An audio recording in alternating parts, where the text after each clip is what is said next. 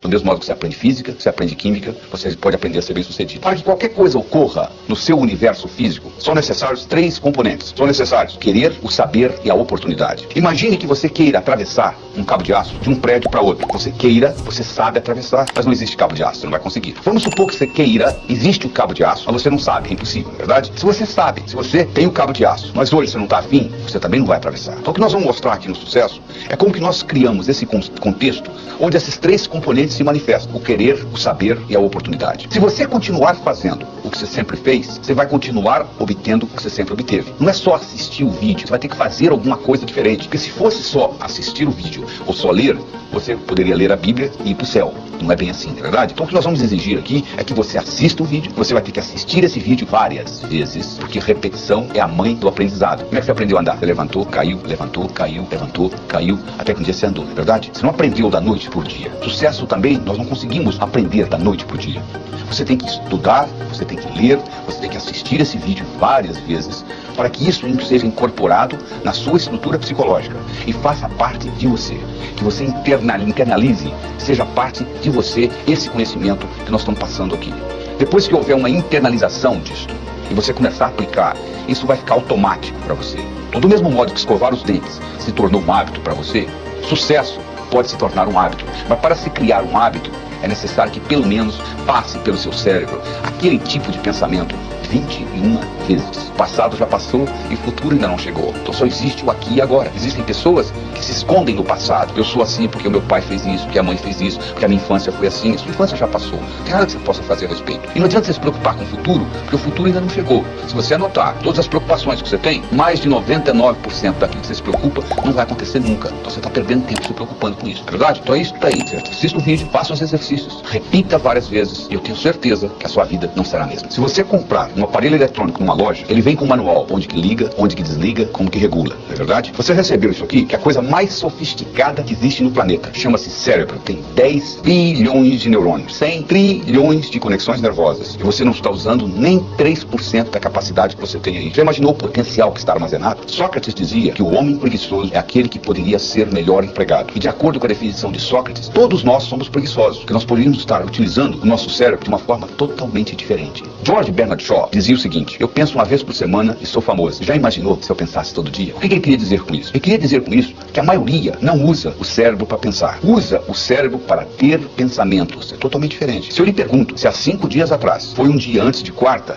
que dia que será depois de amanhã? Para você responder essa pergunta, você tem que pensar. Mas o que você faz 99% do tempo é ter pensamentos. Então a primeira coisa que você tem que entender é a diferença entre pensar e ter pensamentos. Para você entender isso melhor, eu vou lhe dar a anatomofisiologia do cérebro. Ele tem 2 hemisférios, o esquerdo e o direito. O esquerdo armazena a razão, o direito armazena a emoção. Esses hemisférios, eles têm funções distintas. O esquerdo é digital, o direito é analógico. O esquerdo é analítico, o direito é sintético. O esquerdo pensa em preto e branco, o direito pensa em colorido. O esquerdo é detalhista, o direito é global. Você, por exemplo, tem um indivíduo que é muito cérebro esquerdo. Ele se preocupa com detalhe, mas ele não vê o todo. Ele consegue ver a árvore muito bem, mas ele não consegue ver a floresta. O indivíduo que é cérebro direito, predominantemente, ele já faz o contrário. Ele consegue ver o todo, mas ele não consegue ver o detalhe. Ele consegue ver a floresta, mas ele não consegue ver a árvore. Então o que nós estamos fazendo aqui, nós temos que fazer um equilíbrio entre o cérebro esquerdo e o direito, entre a razão e a emoção. Todas as vezes que houver uma incongruência, uma discrepância entre o cérebro esquerdo e o cérebro direito, você paga um preço. Se você disser assim, cérebro esquerdo, eu vou roubar um banco, e o cérebro direito, a emoção disser, não faça isso não que é antiético, e você vai e rouba o banco, 10 anos depois você aparece com câncer, o que aconteceu? Houve uma incongruência, houve um conflito entre a parte esquerda e a parte direita do seu cérebro, houve uma depressão do seu sistema imunológico, e com isto você sofre um câncer 10 anos depois. Além disto, se você aprende a integrar esses 2 lados do cérebro, é como um passarinho. Um passarinho para voar precisa de 2 asas. Você nunca vai encontrar um passarinho voando com uma asa só. O indivíduo, para ser bem sucedido na vida, ele tem que aprender a trabalhar com os 2 lados do cérebro. Se ele é só cérebro esquerdo, é aquele indivíduo que você conhece, que é inteligente, sabe cálculo, sabe matemática, trabalha numa lojinha no centro da cidade, é o caixa lá, e lá vai ficar a vida inteira. Ou por outro lado, o indivíduo que só trabalha com o cérebro direito é aquele indivíduo muito criativo, com grande imaginação, que não implementa nada que ele imaginou. Van Gogh pintou 1.600 quadros, vendeu um, viveu e morreu na miséria. Na verdade, ele tinha um cérebro direito muito evoluído, mas ele não tinha o discernimento necessário para vender os quadros e ter uma boa vida. Do mesmo modo, para nós podermos aprendemos a assimilar o conhecimento, se nós assimilamos com os dois lados do cérebro, faz uma diferença muito grande. Tudo aquilo que você aprendeu só com um lado do cérebro, você esquece. Se você fizesse aquela prova que você fez para passar no vestibular, ou para entrar no colegial, ou aquela prova de ginásio que você tirou 10, se você fizesse aquela prova novamente hoje, você não tiraria a mesma nota, não é verdade? Mas se você sabe nadar, tem 10 anos que você não nada, se você entra na piscina, você nada. Se você sabe andar de bicicleta, e tem 10 anos que você não anda de bicicleta, se você montar numa, você anda, não é verdade? Por quê? Andar de bicicleta, nadar, você aprendeu com os dois lados do cérebro. E aquilo que você fez lá na escola, você aprendeu com um lado só do cérebro. Por isso que você esqueceu. Então o que você faz? Você passa a vida inteira aprendendo, esquecendo, aprendendo, esquecendo, aprendendo, esquecendo. Mas mesmo assim, aprendendo e esquecendo, você está melhor do que aquele indivíduo que não aprendeu, não é verdade? Porque o conhecimento você esqueceu, mas sobrou alguma coisa. Sabe o que sobrou? A sua habilidade de pensar. Como é que você usa o seu cérebro para melhorar o seu discernimento, para você poder fazer decisões de uma forma melhor. Tem gente que tem dificuldade para fazer decisões. O indivíduo não consegue decidir entre uma coisa e outra. É como se uma parte do cérebro queria uma coisa, outra parte do cérebro queria outra. E ele acaba não decidindo por nenhuma das duas. E isso é muito importante você aprender na vida, porque a sua vida você está fazendo constantes decisões. E outra coisa importante que você tem que entender como o cérebro funciona, existe uma lei universal chamada lei do aumento. Tudo aquilo que você concentra, aumenta. É assim que o cérebro funciona. Se você se concentrar nos seus problemas, eles vão aumentar. Se você se concentrar na solução dos seus problemas, a solução aumenta. Então é muito importante você focalizar. Onde você quer gastar sua energia? Henry Ford dizia, se você pensa que você pode, se você pensa que você não pode, de qualquer jeito você está certo. Porque uma vez que você está trabalhando com as suas crenças, você está sempre certo. Você já notou que você está sempre certo? Sempre você certo? A outra pessoa que não consegue entender, que você está partindo de um princípio que está codificado no cérebro. À medida que você começa a mudar essas percepções, você vai entender que percepção é realidade e tudo mais é ilusão. Força de vontade é aquilo que você faz no dia 31 de dezembro, fala no próximo ano eu vou fazer isso, eu vou fazer isso, eu vou fazer isso. Quanto tempo isso dura? Quase nada, não é verdade? Agora, se você está automotivado, a história é totalmente diferente. Você vai fazer acontecer. É isso que nós vamos provocar aqui. Nós vamos provocar uma automotivação para o sucesso. Existiu nos Estados Unidos um indivíduo chamado Andrew Carnegie. O Andrew Carnegie era na época dele o que o Bill Gates é hoje. O que o Bill Gates é para a era da informação, Andrew Carnegie foi para a era da industrial. O Andrew Carnegie era tão rico que ele deixou o dinheiro para construir o Carnegie Hall em Nova York. Ele deixou o dinheiro para construir a Carnegie Mellon University nos Estados Unidos. E o senhor Andrew Carnegie, um dia, num momento de reflexão, ele teve um insight. Ele disse, eu vou deixar muito dinheiro para o mundo, como de fato ele deixou. Mas eu gostaria de deixar para o mundo mais do que dinheiro. Eu gostaria de deixar essa habilidade que eu tenho, que tudo que eu coloco a mão vira ouro. Então ele resolveu criar a chamada ciência do sucesso, o que faz um indivíduo bem sucedido. Como ele era um indivíduo muito ocupado, não tinha tempo para fazê-lo, ele contratou alguém que o fizesse. Ele estava procurando alguém. Uma noite, numa festa, ele conheceu um jovem de 19 anos de idade, de nome Napoleon Hill. Ele ficou impressionado com a inteligência desse jovem. E ele propôs para esse jovem trabalhar durante 25 anos desenvolvendo a ciência do sucesso. E durante 25 anos, Napoleon Hill teve a oportunidade de entrevistar 16 mil pessoas. Das 16 mil pessoas que ele entrevistou, 1.000 eram milionários. Dos 1.000 milionários, ele selecionou 500, que além de terem dinheiro, tinham saúde, boa vida familiar, paz de espírito, etc. E ele estudou profundamente as características desses indivíduos e comparou com o resto. Pessoas, de um modo geral, o que elas fazem? Elas se escondem no passado ou se escondem no futuro. É muito fácil você se esconder no passado. Você reclama que você é do jeito que você é por causa das circunstâncias da sua infância, do modo que seu pai lhe batia, sua mãe te tratava, etc. Ou você pode se esconder no futuro, se preocupar com as coisas que vão acontecer. Você já prestou atenção na palavra preocupar? Pré-ocupar. O que é pré-ocupar? É você ocupar a sua mente antes da hora. Se a sua mente estiver ocupada, você não tem tempo de pré-ocupar. E como é que você ocupa a sua mente? Se comprometendo em fazer uma diferença na sua vida. Se você hoje de manhã teve no café da manhã ovos com presunto, a galinha que botou os ovos estava envolvida no seu café da manhã. O porco estava comprometido. Ele deu a vida pelo presunto, para ser transformado em presunto. Entende a diferença? No seu cérebro não existe futuro. Sabia disso? Já acordou amanhã? Não, é sempre hoje. Exatamente isso. Se você não gosta de você, o mundo não vai gostar de você. O seu desempenho, tanto pessoal quanto profissional, nunca será maior do que a sua autoimagem. Como melhorar a sua autoimagem? Como melhorar a sua autoestima?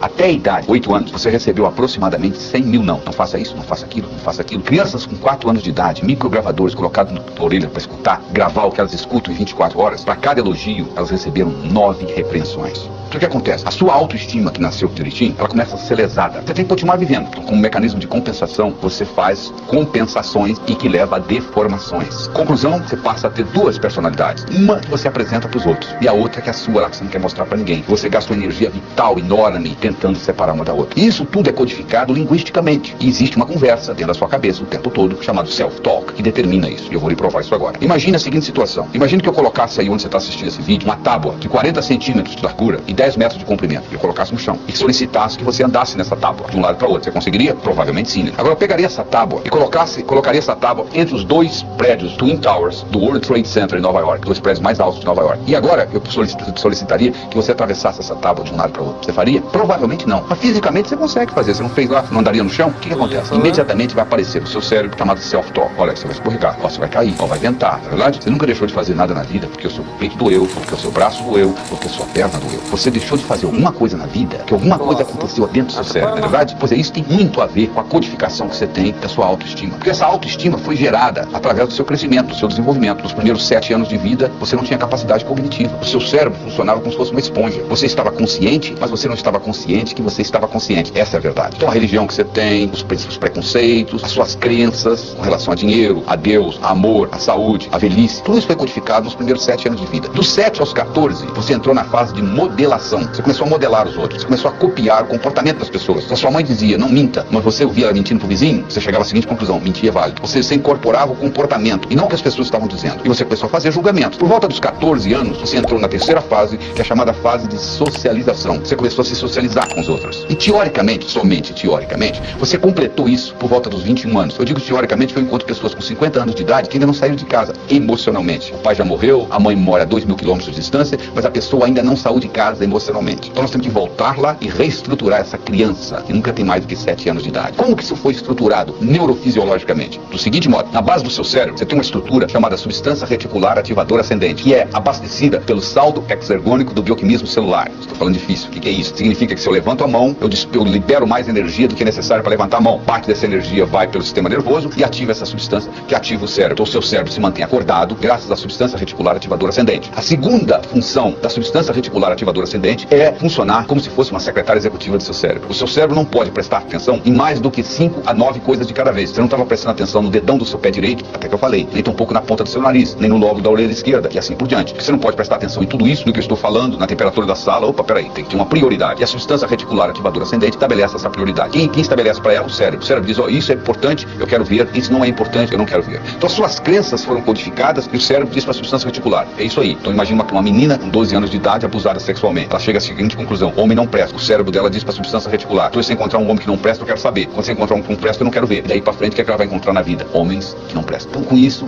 se perpetua. E você então passa a ter a sua vivência de acordo com as suas crenças, de acordo com a sua autoestima. Tá entendendo como a coisa funciona? Se você quiser mudar a sua vida, você tem que começar mudando a sua autoestima, mudando a sua percepção, você muda a sua realidade. Coisas são óbvias, não é verdade? Mas o óbvio só é óbvio para a mente preparada. Então nós temos que preparar essa mente. E como que nós preparamos? Mudando essa janela, mudando a sua percepção. Sabe como é que eles treinam o elefante? Eles pegam uma corda, amarram no elefante, amarram numa árvore. Ele tenta sair e não consegue, tenta sair e não consegue. Ele desiste. Isso quando ele é bebê. Aí ele cresce pensando que ele está amarrado numa árvore. Quando ele já é adulto, o palhaço amarra uma corda nele, amarra na perna do tamborete da cadeira lá. Ele continua pensando que está amarrado numa árvore. Nós podemos fazer a mesma coisa com pulgas. Você coloca a pulga dentro de um jarro, fecha o jarro. A pulga não gosta de ficar dentro do jarro. Ela pula, volta. Ela bate na tampa do jarro, até que ela começa a se machucar, ela começa a pular um pouquinho mais baixo. Depois que ela está fazendo isso, você vai lá e tira a tampa do jarro, ela nunca mais pula fora do jarro. Você não está acreditando? Faça a experiência em casa. Você não precisa fazer experiência em casa, é só olhar no espelho. Quantas coisas você codificou na infância que você continua carregando com você, que são totalmente obsoletas. Nós somos animais linguísticos. Linguagem nos diferencia dos outros seres e nos faz humanos. Nós temos 2 tipos de linguagem. Nós temos uma linguagem de geração e uma linguagem que não geração.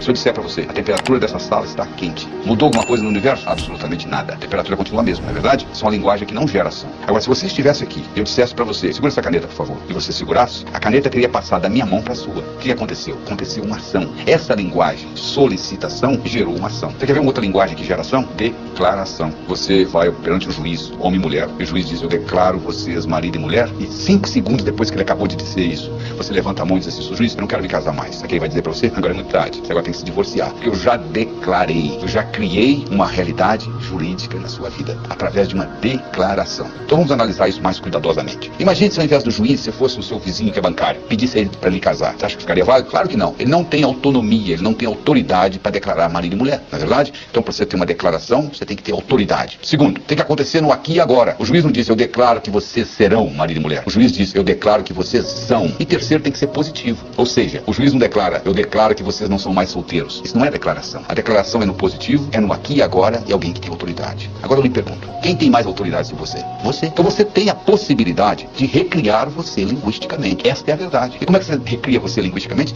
Declarando. Eu declaro que sou inteligente. Ser, fazer, ver. As pessoas pensam que é o contrário. Se eu tivesse inteligência, não, eu declaro ser inteligente. Eu passo a fazer o que gente inteligente faz. Eu passo a ter inteligência.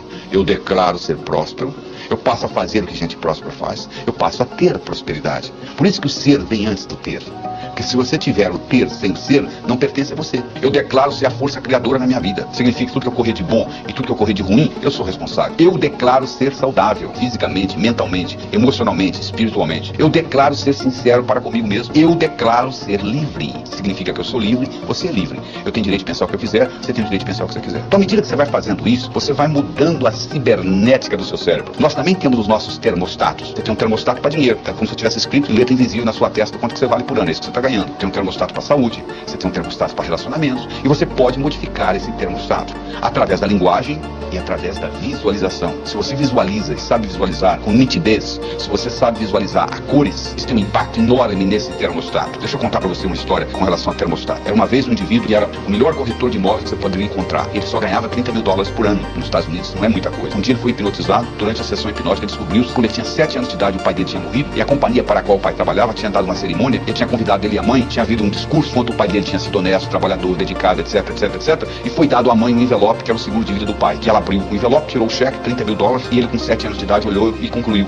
um indivíduo honesto, trabalhador, dedicado, vale $30 mil por ano, ele concluiu. Trazido de volta da sessão hipnótica e trabalhado com essa tecnologia que eu estou trabalhando com você aqui agora nesse vídeo, esse indivíduo na semana seguinte dobrou o que ele ganhava, na semana seguinte ele triplicou, na semana seguinte ele quadruplicou. Um ano depois ele ganhava $1 milhão por ano, fazendo o que ele sempre soube fazer, levantando a mesma hora que ele sempre levantou, indo dormir a mesma hora que ele sempre foi dormir. Sabe o que mudou? O termostato dele. Essa que é a diferença, que faz a diferença. É essa mudança de termostato.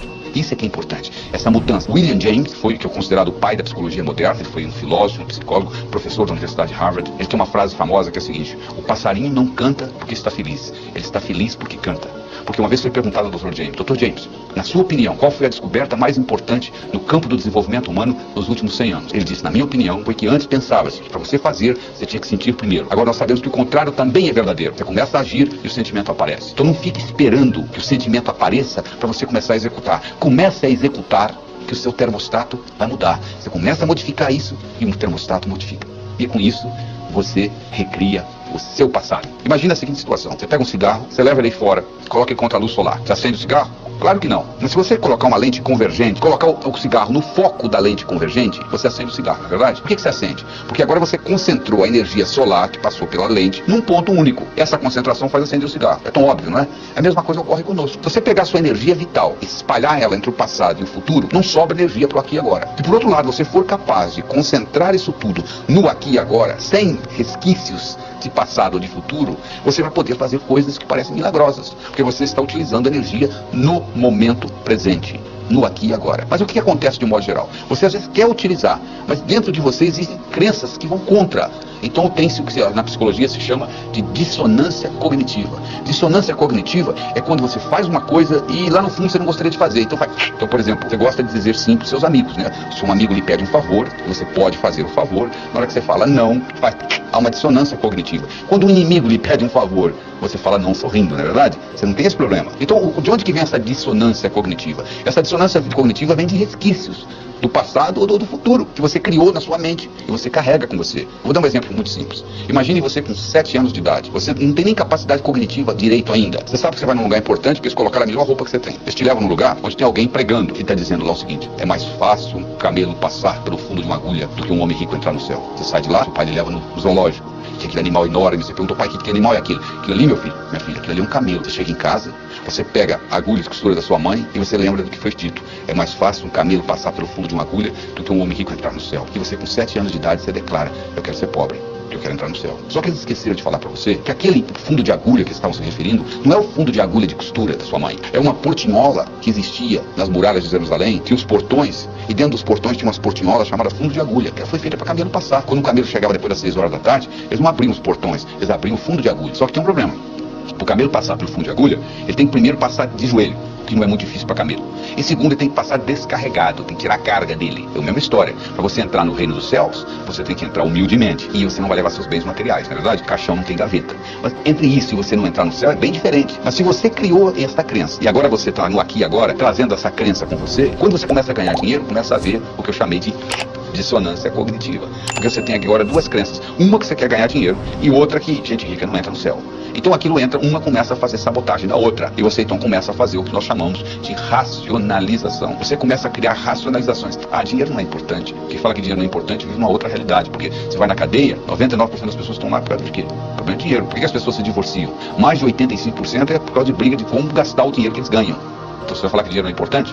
E quando você estiver se preocupando em pagar suas contas do fim do mês, quer você queira, quer você não queira, dinheiro é importante para você. Dinheiro só deixa de ser importante o dia que você tem o bastante, e aí sim, você vai se preocupar com coisas mais importantes que dinheiro. Você não tem nem ideia a força que você tem dentro de você. É igual um iceberg. O iceberg está 10% fora da água e 90% dentro da água. Você olha na superfície e você vê só aquele pouquinho. É a mesma história. Só que a nossa força está a nível inconsciente. Você conhece a história da mulher que estava dirigindo numa estrada deserta do Texas? E a picape dela quebrou, e ela foi consertar a picape, e ela colocou um macaco para trocar o pneu que tinha furado também, etc. Na hora que ela estava levantando a picape, o filhinho dela de 4 anos de idade saiu de dentro da cabine, entrou debaixo da picape. E o macaco empenou e o menino ficou preso debaixo da picape. E ela foi lá e levantou, com menos de 50 quilos a mulher, levantou a picape e o menino saiu. Agora eu me pergunto, onde que atirou essa força? Do inconsciente. Diz que o Fernão Cortés, que conquistou o México, um dia ele estava passeando com os amigos dele a cavalo, e eles foram atacados por uma tribo indígena. Eles começaram a matar o pessoal, os índios inclusive flecharam o cavalo morreu, e o Fernando Cortés saiu correndo, e os índios atrás, e ele pulou um desfiladeiro. Eles pegaram essa distância que o Fernando Cortés pulou, com toda aquela armadura dele, levaram para um campo de atletismo americano, e dificilmente um atleta consegue pular aquela distância que o Fernando Cortés pulou com a armadura. Por que ele pulou? Porque ele estava motivado. Ou ele pulava, ou ele morria.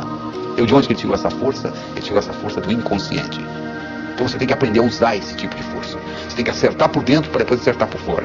Quando você está certo, o mundo está certo. Não tem nada errado com o mundo. O mundo, o universo, é um lugar paradoxal, potencialmente abundante, feito para todo mundo ganhar. Ah, se eu me mudasse dessa cidade, eu resolveria o meu problema. Sabe por que você não resolve o seu problema? Porque quando você muda, você leva você com você. Esse é o problema. Se você pudesse deixar você lá, seria diferente. Mas como você leva você com você, é o que acontece. Então o que você tem que fazer na realidade não é o que São Tomé dizia. São Tomé dizia o seguinte: eu tenho que ver para crer. O nosso trabalho aqui é exatamente o contrário. Você tem que crer para ver. Porque se você tiver que ver para crer, você vai estar sempre comendo poeira de alguém. As grandes descobertas, as grandes invenções do mundo ocorreram exatamente o contrário. Pessoas que acreditaram e manifestaram. Então você tem que mudar esse paradigma. Você tem que fazer uma mudança no seu pensamento. Você tem que passar a acreditar, porque você só vai ver aquilo que você acredita. Então, para você mudar isso e passar a acreditar em coisas que você não acreditava antes, você tem que mudar o seu modo de pensar. Você tem que começar a excluir coisas da sua vida e você tem que começar a incluir novas coisas. Porque se você não excluir, não tem lugar para incluir com essa história. Então, o indivíduo às vezes anda com a mente transbordando de conhecimentos inúteis que você deve excluir. Você tem que mudar as crenças. Você tem que incorporar coisas novas. Você tem que concentrar nas suas qualidades e não nos seus pontos fracos. Então, para você começar a mudar esse processo, para você entrar em contato com essa força dentro de você, você tem que começar a descobrir quais são os seus talentos, quais são as suas qualidades, quais são as 5 principais qualidades que você tem. Você já escreveu alguma vez? Porque é importante não é só você pensar, não.